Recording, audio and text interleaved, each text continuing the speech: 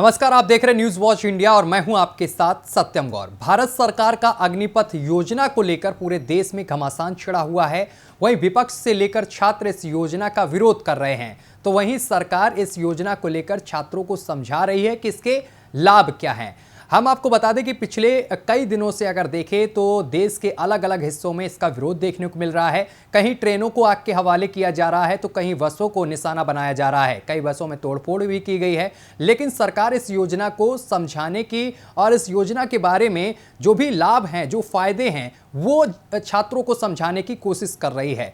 बता दें कि इस योजना के बारे में सही जानकारी साझा करने की कोशिश में सरकार लगी है और इस क्रम में भारतीय वायुसेना के मुताबिक अग्निवीरों को वही सुविधाएं मुहैया कराई जाएंगी जो एक सेना के जवान को कराई जाती हैं। अग्निवीरों की सेना में वैसे ही जिंदगी जिएंगे जैसे कि एक सैनिक जीता है। इसके अलावा भी बहुत सी सुविधाएं इन अग्निवीरों को देने की बात कही गई है।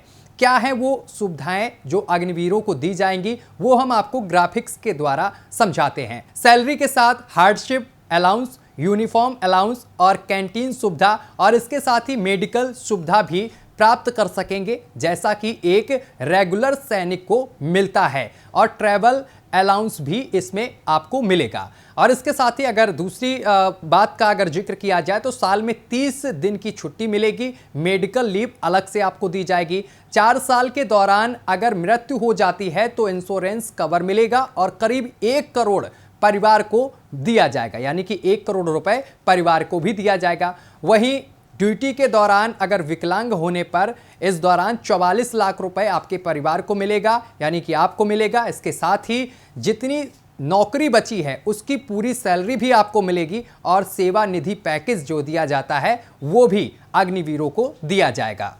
अग्निवीरों का कुल 48 लाख का इंश्योरेंस होगा और ड्यूटी पर वीरगति को प्राप्त होते हैं तो एक मुश्त सरकार की तरफ से 44 लाख रुपए दिए जाएंगे और सेवा निधि पैकेज और इसके अलावा जितनी नौकरी बची है उसकी पूरी सैलरी भी दी जाएगी। वायुसेना ने कहा है कि वायुसेना में इनकी भर्ती एयरफोर्स एक्ट 1950 के तहत 4 साल के लिए होगी और वहीं वायुसेना में अग्निवीरों का एक अलग रैंक होगा। इन अग्निवीरों को अग्निपथ स्कीम की सभी शर्तों को मानना होगा। इसके साथ ही अग्निवीरों की वायुसेना में भर्ती के समय 18 साल से कम होगी। उन्हें माता पिता या अभिभावक से नियुक्ति पत्र पर हस्ताक्षर कराने होंगे। 4 साल की सेवा के बाद 25% अग्निवीरों की नियुक्ति रेगुलर कैडर में हो जाएगी। वायुसेना के अनुसार अग्निवीर सम्मान और अवार्ड के हकदार होंगे।